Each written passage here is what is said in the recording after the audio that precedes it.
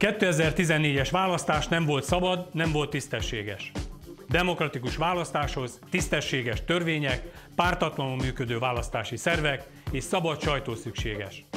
Ezt akarja a Demokratikus Koalíció, és ezért veszünk részt mi is az igazságos választási rendszerért folytatott küzdelemben. A Demokratikus Koalíció szabad és tisztességes választásokat akar. Ne lehessen akadályokat állítani a külföldön dolgozó fiatalok választójogának gyakorlása elé. Kerülhessen be több nő az országgyűlésbe, hogy végre tényleg közössé válhasson az ország. Elfogadhatatlan, hogy egy pártállamban éljünk, ahol egy párt által létrehozott választási rendszerben küzdjenek a felek, ezért az együtt mindent megtesz azért, hogy egy konszenzusos, igazságos választási rendszer szülessen minden párt bevonásával. Az igazságos Magyarország megteremtésének alapfeltétele az igazságos választási rendszer, és ez csak együtt sikerülhet. Csak az a választási rendszer lehet igazságos és tisztességes, amelyben minden résztvevő megegyezik.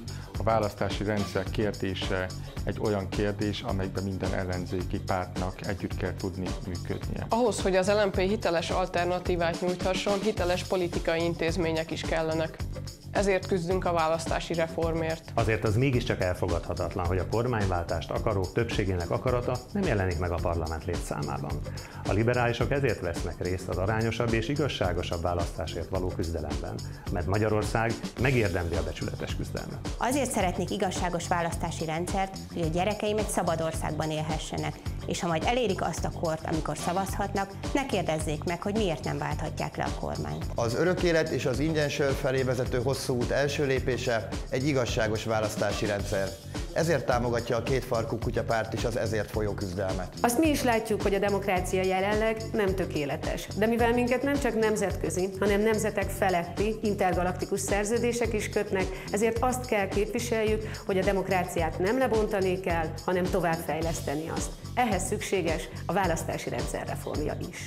Az a kérdés feltehető, hogy miért pont a választási rendszer, hiszen annyi egyéb problémánk van. Beszélhetnénk arról, hogy milyen rossz minőségű az oktatás. Beszélhetnénk arról, hogy szét van verve az egészségügy. Az, hogy kevés a nyugdíj, alacsonyak a fizetések.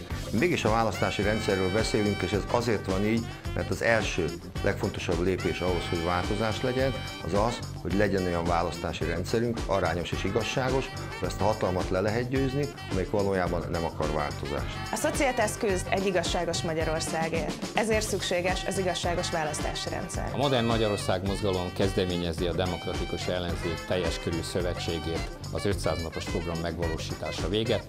Ennek keretében támogatjuk az igazságos választási rendszer kidolgozására vonatkozó törekvéseket. A Modern Magyarország mozgalom számára alapvető fontosságú a demokrácia és a jogállam teljes helyreállítása. Ezért a MOMA támogatja az igazságos választási rendszerért folytatott küzdelmet. A Momentumot az első szabad magyar generáció alapította. Éppen ezért számunkra a demokrácia természetes. Egy jól működő demokráciához viszont igazságos választási rendszerre van szükségünk. Egy európai, 21. századi és modern Magyarországhoz nélkülözhetetlen a választási rendszer igazságos tétele.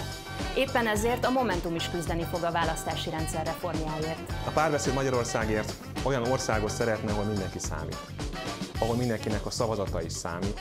Éppen ezért küzdünk mi is az igazságos választási rendszerért, és részt veszünk a közös országmozgalom kezdeményezésében. Az egy párt által ránk erőszakolt választási rendszer helyett egy olyan választási rendszerre van szükség, amelyet párbeszéd hoz létre.